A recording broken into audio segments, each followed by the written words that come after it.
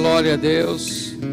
Que Deus continue nos abençoando. Eu não vou apresentar aqui de forma direta, até para não espantar, mas eu quero agradecer, a Deus pela vida dos meninos que trabalham comigo. Nós temos um ambiente muito saudável de trabalho lá no sítio, e hoje eu tenho o privilégio de tê-los aqui, compartilhando conosco deste culto, e quero agradecer a Deus pela vida de vocês. Deveria colocar vocês de pés, mas não vou fazer isso, certo? Que Deus abençoe.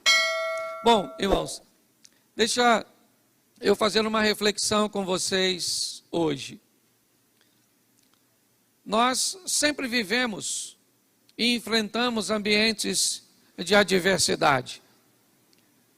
Encontrar uma oposição nunca foi nenhuma novidade para nenhum de nós. Desde que nos entendemos por gente, por pessoa, quer ainda na infância, na adolescência ou na juventude, ou depois de ter ganho a maioridade, sempre tivemos que lidar com os desafios, com as perdas, com as crises, com os problemas. Sejam eles financeiros, sejam eles emocionais, conjugais, espirituais. Independente da origem ou de onde esse problema irá nos afetar, nós recebemos uma instrução bíblica de que enquanto estivermos neste mundo, precisaríamos de ânimo, porque neste mundo enfrentaríamos tentações, aflições e problemas. Se já fomos alertados que enfrentaríamos os problemas, precisamos também ficar atentos, porque a Bíblia aqui nos expôs a realidade dos problemas, também irá nos nortear para que caminho devemos andar para encontrarmos as soluções. Às vezes, as soluções ou a solução está mais perto de nós do que imaginamos. Mas muitas vezes o medo neutraliza a nossa capacidade de enxergar. E às vezes nos sentimos perdidos, abandonados. Mas o que eu quero mostrar para mim também e para vocês hoje é como Deus nos sinaliza de que maneira nós precisamos enfrentar os nossos problemas. Porque independente do que seja, eles precisam ser enfrentados, eles precisam ser vencidos. Por pior que seja o que você fez, o que você está sofrendo, você precisa entender que há solução para isso. Talvez ela não seja tão simples de ser encontrada como você gostaria. Talvez você precisou de muito menos tempo para criar o problema do que vai precisar para conseguir consertá-lo. Se nós tivéssemos dimensão que um erro de alguns minutos ou segundos pode levar diversos meses ou anos para serem restabelecidos ou consertados, nós não teríamos feito. Mas é importante nós olharmos e vermos como Deus vai sinalizar do que Ele é capaz de fazer.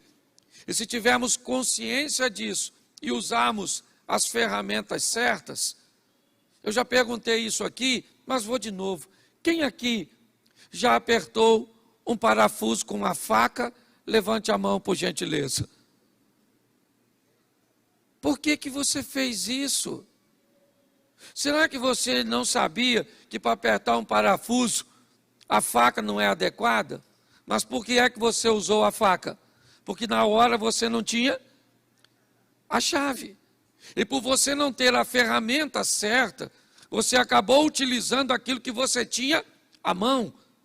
que talvez, certo, não foi feito com tanta precisão, precisou de mais esforço, danificou a cabeça do parafuso, mas é o que você tinha para resolver seu problema.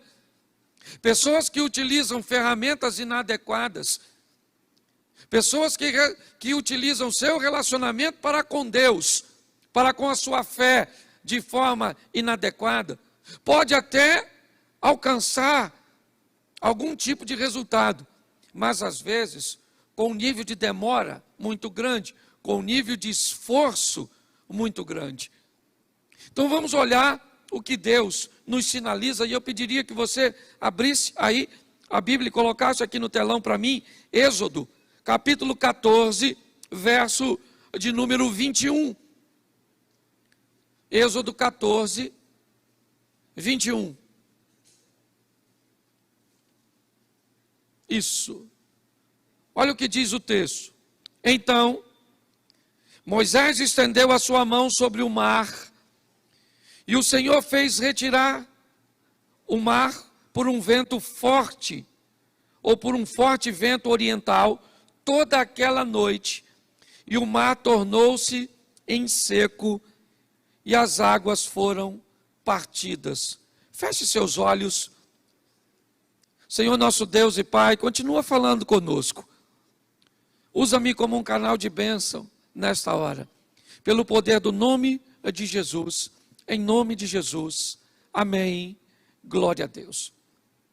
Deixa eu falar com vocês, e porque hoje quero mostrar a vocês, ambientes que estavam fortemente fechados, situações que aparentemente não tinham saída, e como Deus criou uma maneira de fazer com que a solução chegasse até aquele ambiente. Provavelmente nós estamos lidando, nesse texto, com um dos maiores medos daquele povo. Quando nós olhamos aqui, o povo de Israel certamente tinha um grande problema com inundação, com uma quantidade excessiva de água. Apesar de já ter centenas de anos que o dilúvio havia acontecido, uma única família acabou originando o povo que agora está preso no Egito. Provavelmente a tradição oral fez com que, de família em família, de geração em geração, a notícia de que o povo havia sido destruído numa inundação, num dilúvio, morrido por afogamento. E agora, centenas de anos depois, aquilo que matou seus ancestrais está agora diante do povo de Israel, saindo do cativeiro egípcio, e a proposta é que a travessia seja feita sobre o mar. Se você conhece um pouquinho mais sobre isso, provavelmente você sabe que por onde o povo de Israel provavelmente passou, não seria nenhum absurdo que aquelas águas abrissem, recuassem, até utilizando o próprio texto bíblico que diz que um vento que durou basicamente a noite toda. Eu não sei se você tem dimensão quantas pessoas aproximadamente saíram do Egito. Se você tiver noção, eu não vou entrar nisso agora, mas se você tiver noção, você vai descobrir que não bastava meia, uma, duas, 3, nem 4 horas para aquilo ficar aberto. Porque pela quantidade do povo que precisaria atravessar aquele caminho, nós precisaríamos de muito mais tempo para que isso acontecesse com sucesso. Quando você ouve alguém dizer que é perfeitamente fácil explicar que um vento numa velocidade seria capaz de repartir as águas, me entendam que grande parte dos milagres que vamos ver na Bíblia tem mais a ver com um momento do que um fato. O milagre é muito mais Porque o fenômeno aconteceu no momento em que o povo estava precisando do que propriamente, né? Quando alguém tenta explicar um milagre, não, mas é fácil descobrir porque isso aconteceu. Cientificamente era possível que isso acontecesse, mas isso não tira a legitimidade do milagre. Porque o maior milagre não foi o mar ter sido aberto. O maior milagre foi as águas terem sido abertas exatamente no momento em que o povo ia passar. O milagre está em a maré ter retornado exatamente no meio do percurso dos egípcios. Parece que quando tentamos trazer mais sensatez para um ambiente de fé, nós encontramos sérias resistências, porque pessoas começam a achar que estamos querendo desmerecer o poder de Deus. Ainda que até o vento é criação dele e já seria um milagre por si só. Mas o que eu quero mostrar a você aqui é que o povo está num ambiente sem saída.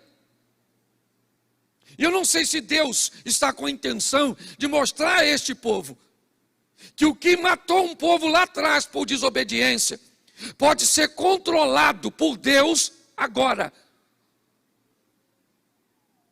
Que Deus agora tem o poder de reter as águas, de proteger este povo, de começar a caminhada de fé agora, da saída do Egito, mostrando a este povo o quão grande ele é e que tipo de obstáculo ele é capaz de vencer para proteger um dos seus. É muito importante hoje, porque quando nós enfrentamos um problema, e principalmente para essa geração tão volátil,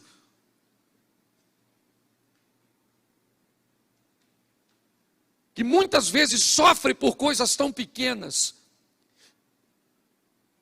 que querem desistir por coisas tão banais.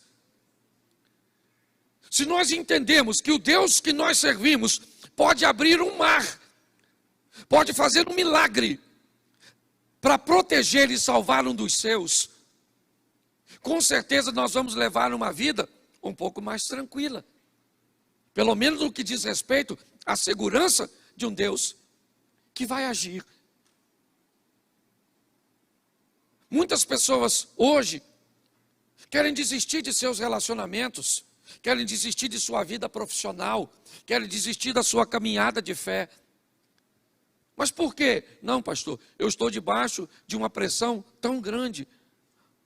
Será que você não consegue ver que o Deus que você serve abriu um mar para libertar seu povo, para agir em favor de seu povo, e um Deus que fez tudo isso não pode agir em nosso favor? Às vezes o que precisamos é apenas um pouco mais de resistência, de tenacidade, para que possamos ficar de pé e entendemos o que Deus está querendo nos mostrar. O que Ele diz: ainda que você esteja num ambiente totalmente sem saída, onde você olhe para todos os lados e não veja nenhuma rota de fuga, talvez isso explique o que disse o salmista: eleva os meus olhos para os montes, e de onde virá o meu socorro? O meu socorro vem do Senhor, que fez os céus e a terra. Me parece que o salmista está dizendo: um monte ainda é um local muito baixo para olhar. Me parece que ele está dizendo: quando eu olho para os montes, eu ainda pergunto de onde virá o meu socorro, mas eu descubro que acima dos montes ainda tem um lugar onde eu posso colocar a minha segurança e a minha fé, porque é de lá que Deus vai enviar recursos para a minha vida.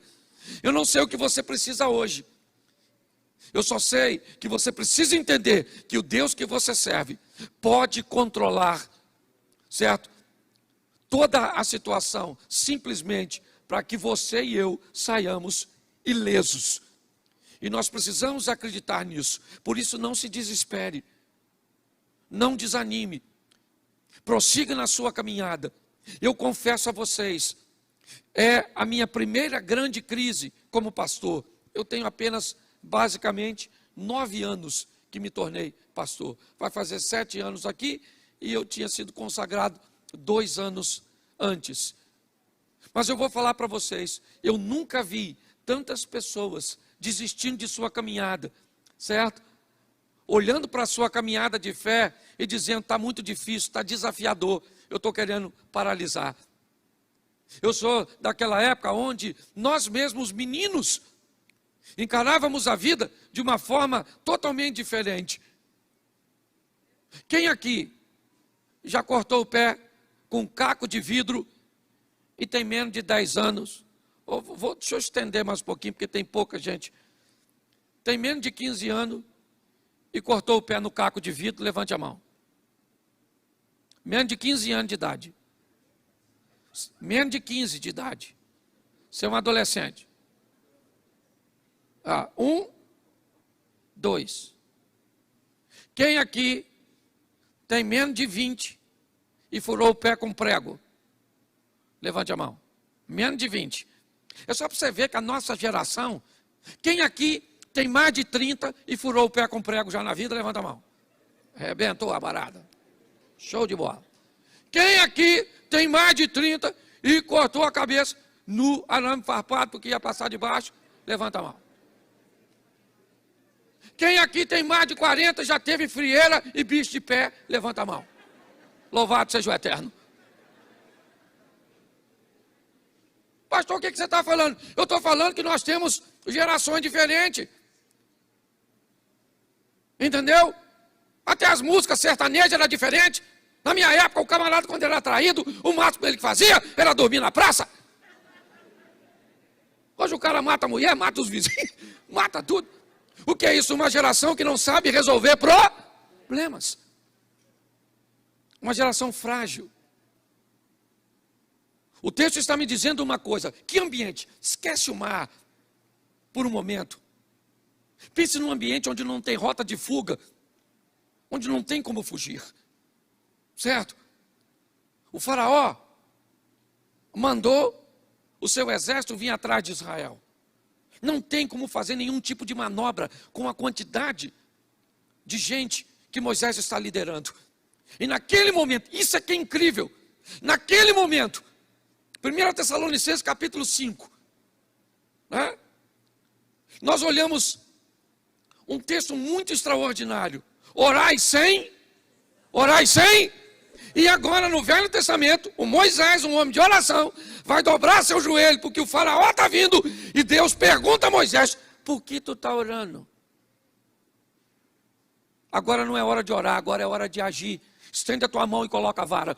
Faz a sua parte que eu faço a minha, e todos vão ver o sobrenatural vir na sua direção. Está na hora de fazermos para a vida o que nunca fizemos, para recebermos da vida o que nunca recebemos. O nosso Deus é um Deus que abre caminho onde o caminho não precisa dificultar. Eu já brinquei aqui com a música, né? Aliás, eu nem sei quem compôs, qualquer hora posso encontrar, porque isso vai para a internet. Mas porque tem gente que até na canção dificulta o jogo. Quem aqui já ouviu uma canção que diz que Deus abre porta onde não tem parede? Aí eu me perguntei quando eu estava cantando: para quê uma porta num lugar que não tem parede? Você quer porta onde não tem parede? Sim ou não? Porque não precisa. Você consegue me entender a mente de algumas pessoas? O que eu quero mostrar para você hoje é que a situação pode estar fechada e sem saída, mas se Deus estiver com você, o mar vai ter que se abrir, o deserto vai ter que te fazer prosperar, as coisas vão acontecer, porque tudo responde a Deus, e Ele é o Todo-Poderoso, amém? Então é importante entendermos isso. O primeiro milagre que o povo vai viver, me parece que é um ambiente de cura. Vamos sair, e de que forma? Já tinha as 10 pragas do Egito, que tinham sido sensacionais para o povo de Israel. Mas atravessar algo e superar algo que tinha vencido aquela geração lá, sobrado apenas Noé e sua família, para o povo, era um grande desafio. E Deus está mostrando: o que destruiu seus ancestrais não destrói você. O que você tem? Você tem uma herança hereditária de um câncer? É isso? Você tem uma herança hereditária de uma hemodiálise? Me ajude aí na doença. Falhou a mente. Não, quem faz hemodiálise. Mas agora faltou o nome, tá bom, é isso aí mesmo. Porque tem hora que dá um branco aqui, certo? Mas preste atenção, o que tem? Pastor, na minha casa todo mundo divorciou. Está na hora de quebrar isso não é para você. Na minha casa, todo mundo, ninguém prosperou. Está na hora de quebrar isso. Não é porque venceu lá atrás que vai vencer você. Nós precisamos tomar uma postura, um posicionamento. E descobrimos que o Deus cujo qual nós andamos, Ele abre e cria circunstâncias onde elas não existem para nos livrar. Posso ouvir um amém? Coloca para mim Josué capítulo 6, verso 1. Eu quero te mostrar uma segunda situação. Se em Êxodo Deus resolve coisas grandes, olha só. Ora, Jericó cerrou-se, estava cerrada por causa dos filhos de... Nenhum saía nem... Preste atenção. A cidade de Jericó está fechada. Porque o povo que atravessou o mar e viveu um milagre, vem vivendo uma vida de milagres, uma vida de lutas. Você pensa que foi só a opressão do Egito? Não, ela acabou, mas estava o mar. Eles venceram o mar, agora vêm os obstáculos. É a sede, é a fome. Você pensa que isso é o maior problema? Tem Og e Seom. Israel vem caminhando, é verdade? Sim. Imagine na vida do povo de Deus. Acaba de vencer um obstáculo e aparece outro. É vencer uma crise e aparece outra. E o povo vai vencendo, superando, crescendo. E agora, o povo se depara com uma cidade fechada. Fechada como o mar estava. É verdade. Mas quando nós olhamos para esse ambiente, que mensagens nós podemos tirar hoje sobre Jericó? Basicamente duas. É o que eu quero esclarecer com vocês aqui. Primeiro, a insatisfação de alguém que está dentro. Raabe, a prostituta. Quando eu olho para Jericó, o que eu vejo? Eu vejo que além dos muros que vão cair, além da cidade que vai ser destruída, nós vamos ver o coração de uma mulher que resolve se posicionar. Me parece que se com o mar nós descobrimos que Deus pode fazer coisas grandes, com Jericó nós descobrimos que para que coisas grandes aconteçam, nós precisamos nos posicionar. Quando eu olho para Jericó, eu vejo, a cidade se fecha. Israel não tem material bélico para derrubar os muros. Eles não têm armas. Não. Eles não têm condições de entrar naquela cidade. Ela se fecha. Mas Deus diz a Josué: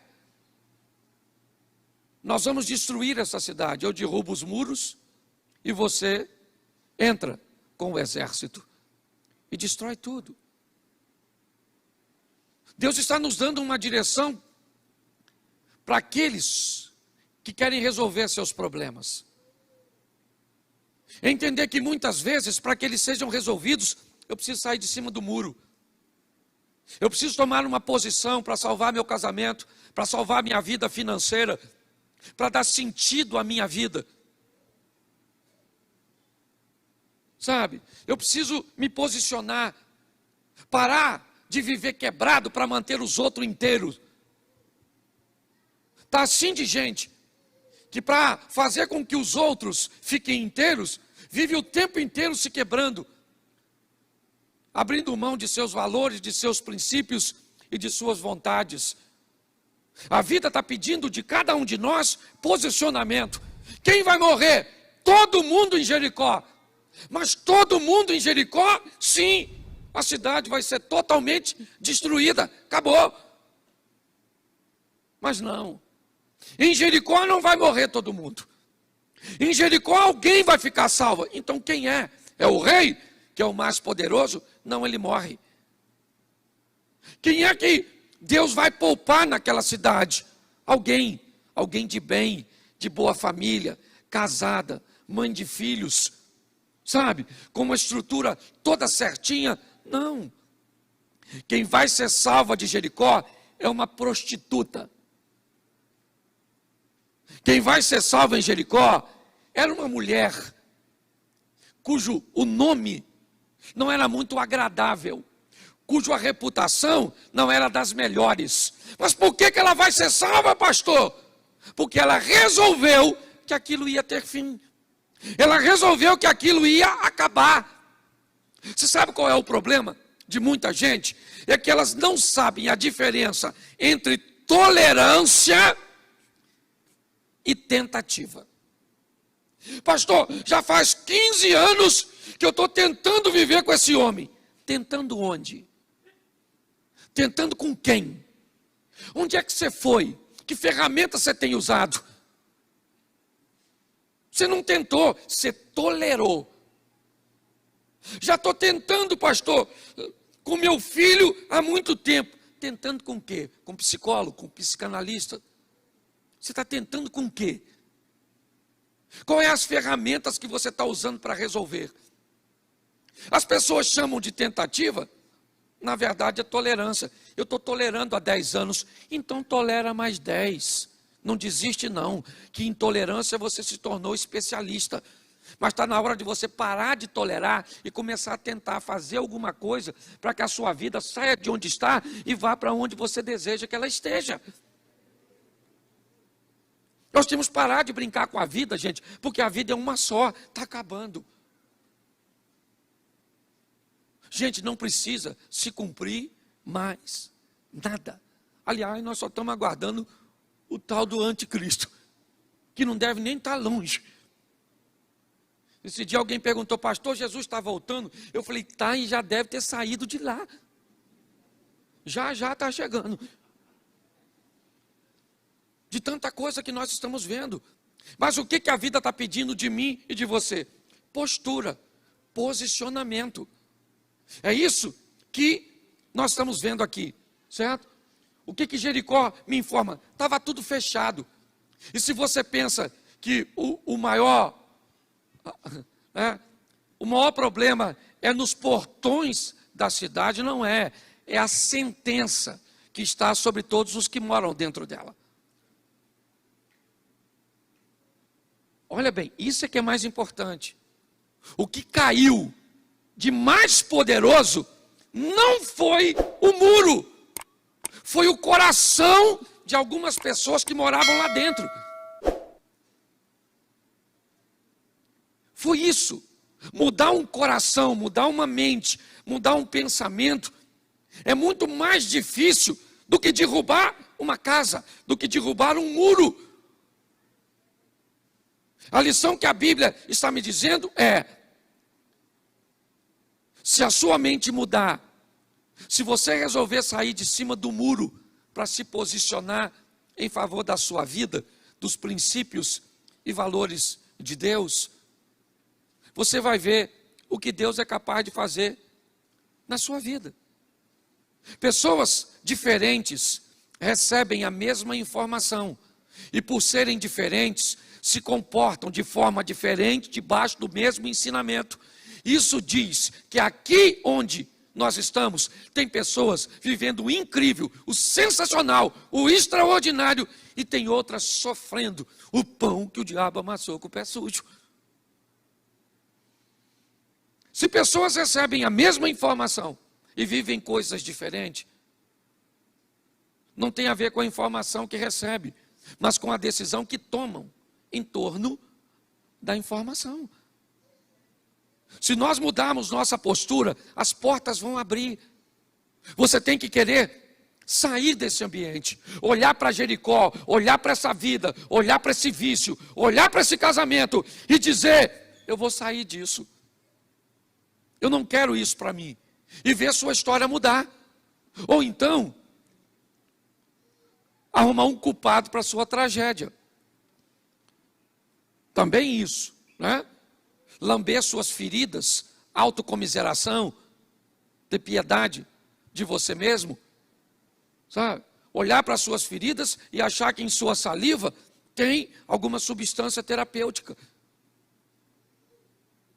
Nós precisamos, irmãos, entender que o nosso Deus é grande, a ponto de abrir um mar, mas que para que coisas aconteçam na nossa vida, nós precisamos nos posicionar e sair de cima do muro. Amém? Deixa eu te dar, são só mais 2 textos, é rapidinho. Atos 12, 5. Pedro, pois, era guardado na prisão, mas a igreja fazia contínua oração por ele a Deus. Tiago acaba de ser morto por Herodes. E Herodes faz uma avaliação, é um político.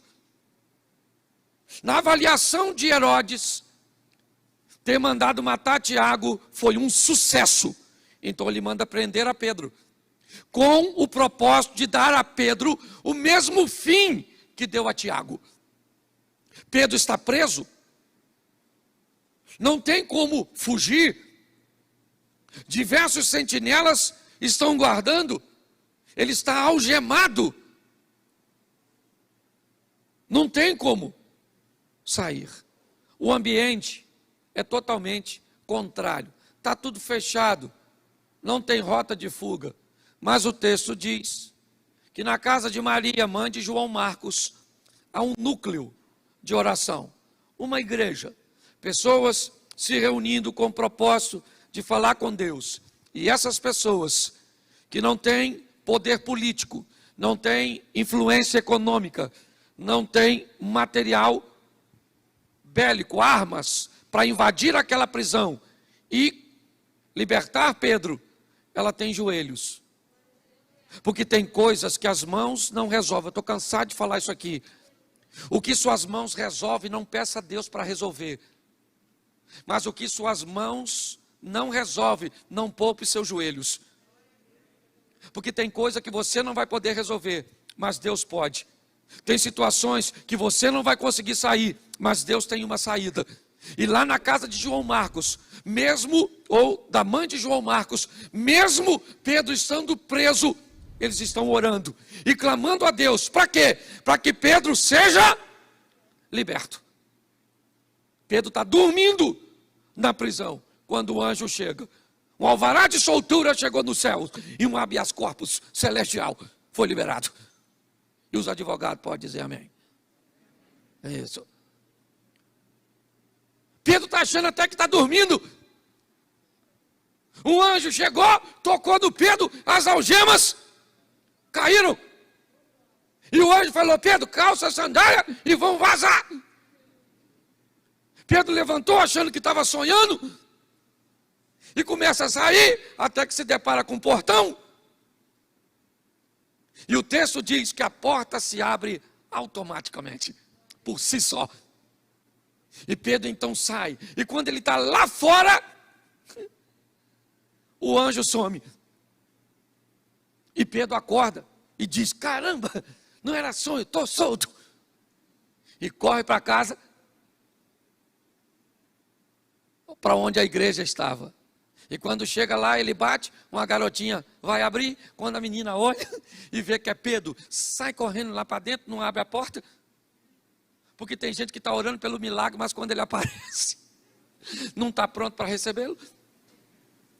A garotinha sai correndo e diz: o Pedro está lá na porta.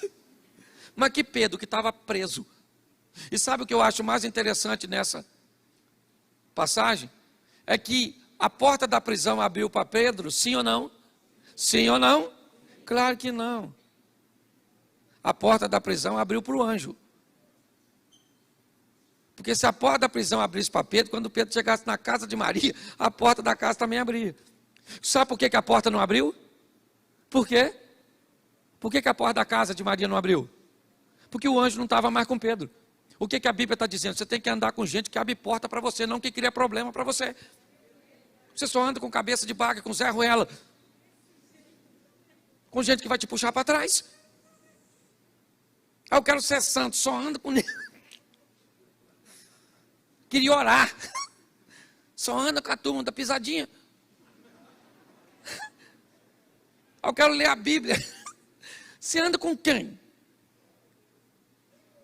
Presta atenção, a prisão está fechada. Mas joelhos podem abrir prisões. Você está entendendo? Os seus joelhos, direcionados para Deus, podem abrir. Isso é magnífico quando você vai ver, por exemplo, os muçulmanos. Meu irmão, dá a hora daqueles caras orar. Pode ser motorista de ônibus, pode ser o que for. Bota o tapetinho, bússola em direção à Meca e bota o joelho. É que Deus é educado demais. Não vou perguntar aqui para não ser uma questão de falta de ética, mas se você já foi da turma da linha da macumba, do negócio, se o santo falar, a entidade falar, 1h59 da manhã, tu tem que ir lá naquela pedra do morro, lá do Xerém, levar uma velinha, e o poder é extraordinário.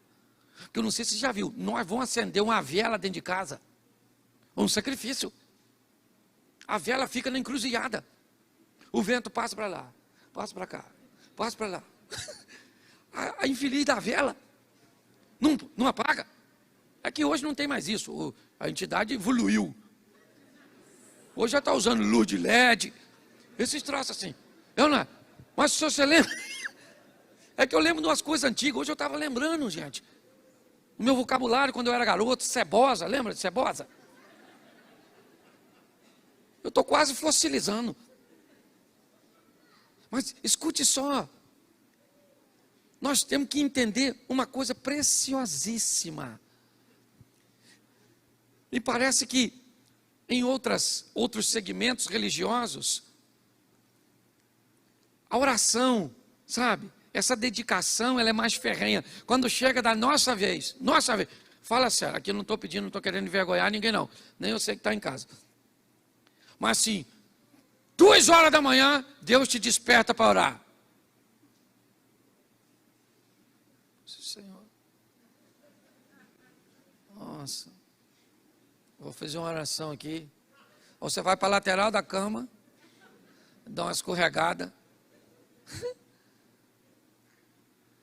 e conversa meio dormindo assim com Deus, que sabe de todas as coisas, inclusive que você está com sono. Eu não sei se você já parou para notar como nós tratamos determinadas coisas. O que nós aprendemos aqui era que Pedro não tinha saída, ele ia morrer. Herodes ia matá-lo. E não fica muito animadinho não, que esse camarada vai ser crucificado de cabeça para baixo. Mas naquele momento, a ligação de Pedro com gente que ora, fez com que Deus enviasse um anjo naquela prisão. Você hoje precisa que um anjo seja enviado para onde?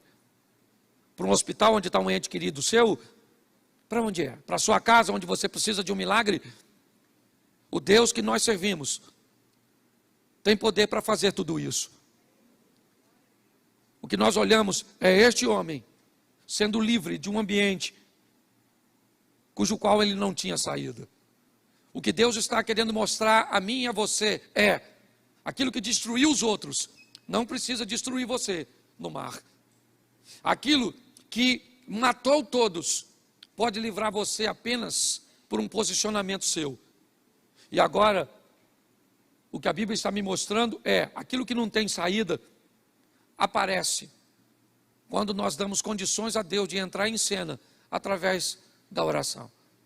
Mas para o último texto que eu quero usar com vocês, Atos, capítulo 9, bota só o verso 1. E Saulo, respirando ainda ameaças de morte contra os discípulos do Senhor, dirigiu-se ao sumo sacerdote, bota o 2 para ficar claro, e pediu-lhe cartas para Damasco, para as sinagogas, a fim de que, se encontrasse alguns daquela seita, quer homens, quer mulheres, os conduzisse presos a Jerusalém. Preste atenção, porque Deus mostrou sua força para repartir e para abrir o mar. Ele mostrou sua força para derrubar Jericó. Ele mostrou sua força para abrir uma prisão. Mas agora ele vai abrir um coração. Paulo. Ele está perseguindo os cristãos e nessa caminhada ele tem um encontro com Jesus.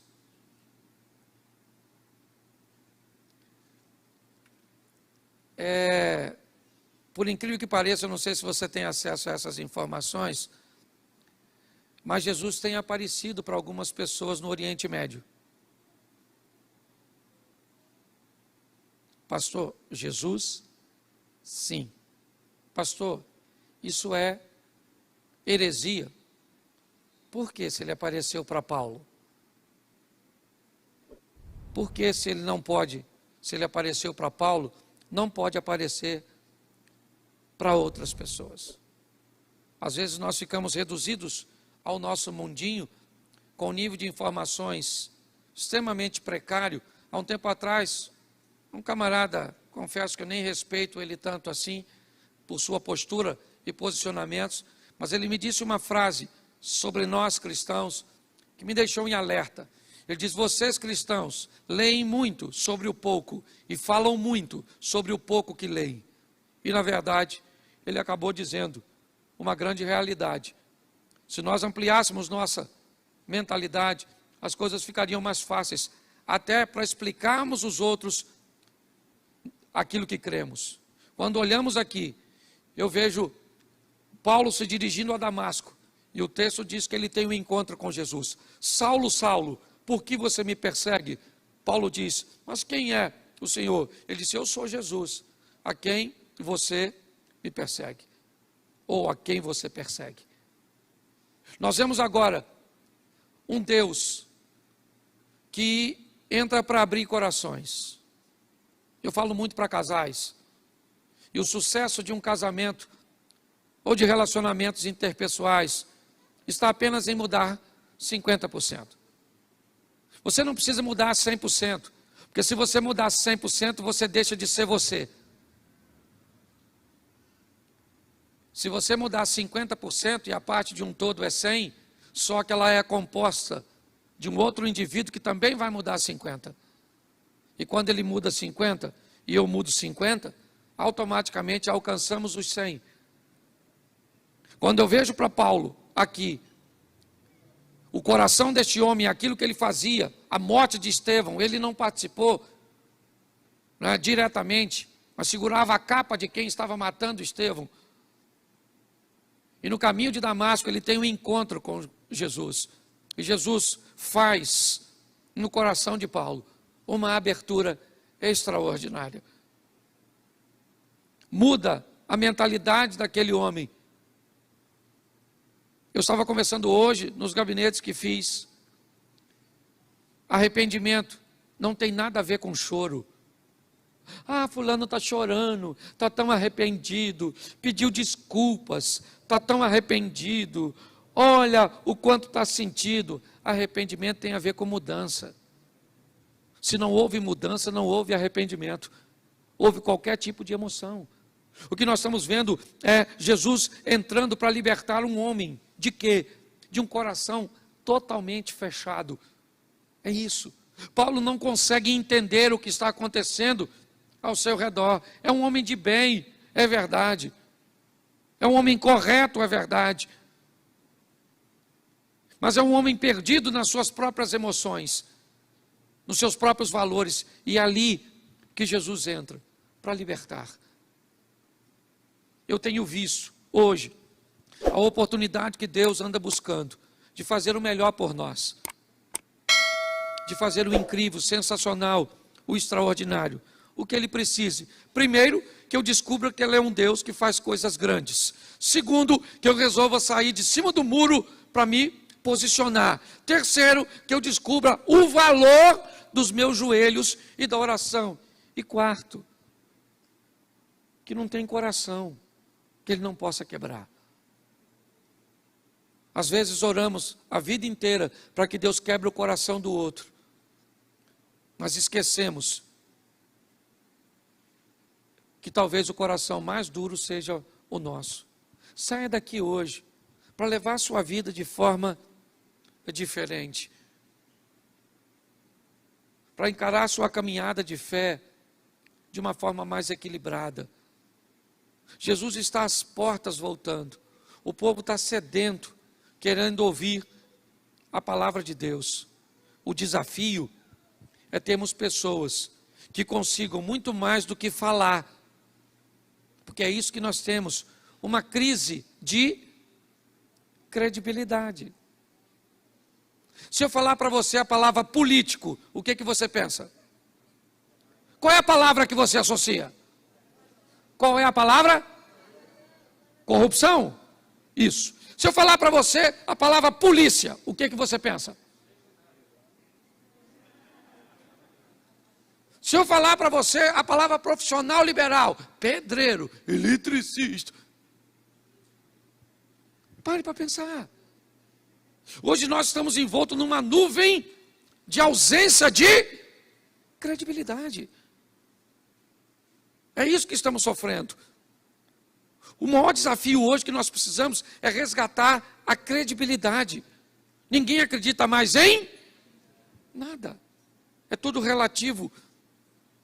E o pior, inconscientemente levamos isso para Deus. Você pega uma garotada que está aí, tudo é relativo.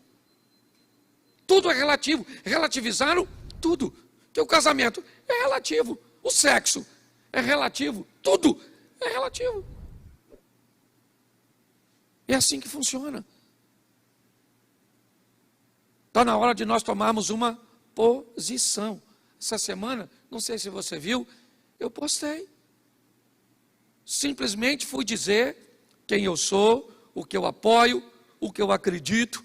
E eu não sei se você viu a quantidade de pessoas que entraram na minha rede social e disseram assim: pastor, tchau, estou indo embora, deixando de seguir. Você acha que as pessoas me seguiam? Não, elas se seguiam em mim. A partir do momento que eu falei o que elas não queriam ouvir, elas foram embora. E louvado seja o Eterno. Nós precisamos nos posicionar, porque o negócio está ficando feio.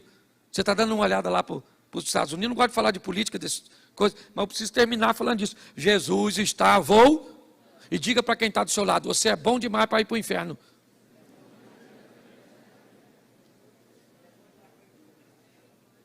Você pode ficar de pé?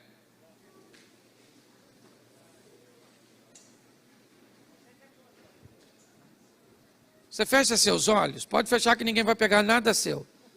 Rio de Janeiro está perigoso, mas nem tanto.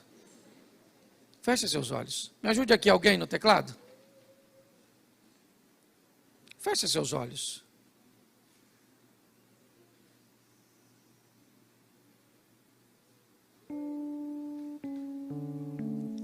Só para que você saia daqui organizando na sua mente: quem é Deus? É aquele que pode fazer algo grande, livrar você daquilo que talvez destruiu alguns dos seus. O que Deus está pedindo de você e de mim: um posicionamento, uma postura. O que Deus está dizendo para nós: faça o que você puder com suas mãos,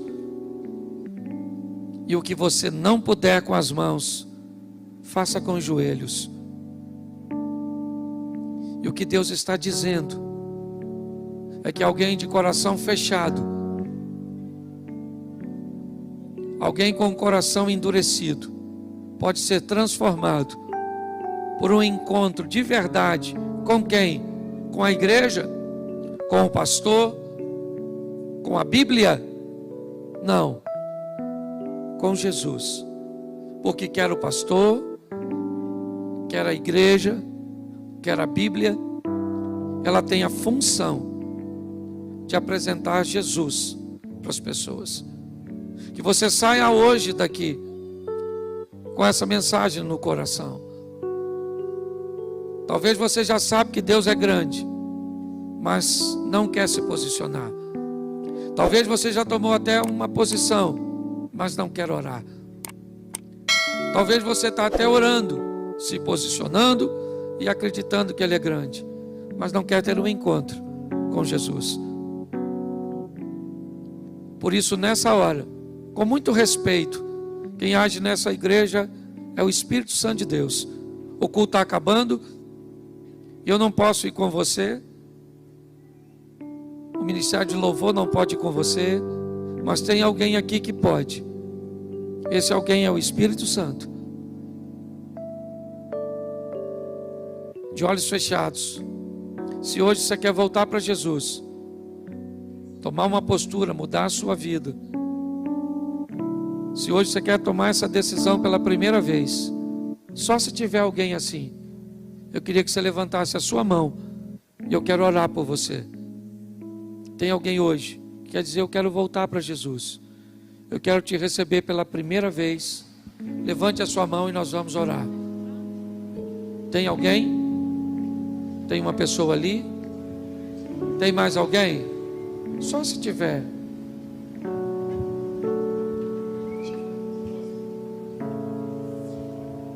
Eu não vou insistir, eu não gosto de constranger. Tem mais alguém aqui? Tem mais duas pessoas aqui. Deixa eu fazer o seguinte, deixa eu chamar você aqui à frente, que eu quero orar por você. Sai do seu lugar e vem para cá. Isso, nós temos uma família aqui. Glória a Deus. Isso. Temos um rapaz aqui. Deixa eu só sinalizar vocês antes de orar. Eu tenho ali naquele cantinho aquela moça ali de máscara. Nós temos uma sala ali para te receber, só para ela anotar seu nome e a gente manter um contato com vocês. É bem rapidinho e assim que terminar eu vou dar um pulinho lá para dar um abraço em vocês. Estenda suas mãos para cá, igreja. Pai, muito obrigado por essas vidas nessa noite. Que a aliança que eles estão selando nesta noite contigo, ó Deus, em Cristo Jesus, seja trocada apenas por uma coroa de glória no teu reino. Muito obrigado pela vida dos teus filhos. Abençoa sua casa, família e o início dessa caminhada cristã. Te damos graças em o nome de Jesus. A igreja pode dizer amém? Dá um pulinho ali, por favor. Rapidinho. Vamos embora para casa? Colocar em prática? Feche seus olhos. Pai, muito obrigado por essa noite. Leva-nos guardado por tuas boas mãos poderosas. Que o grande amor de Deus, o nosso Pai, a graça de nosso Senhor e Salvador Jesus Cristo e a comunhão e consolação do Espírito Santo seja para com todo, em nome de Jesus. Você pode dizer amém? Que Deus te abençoe, vá em paz.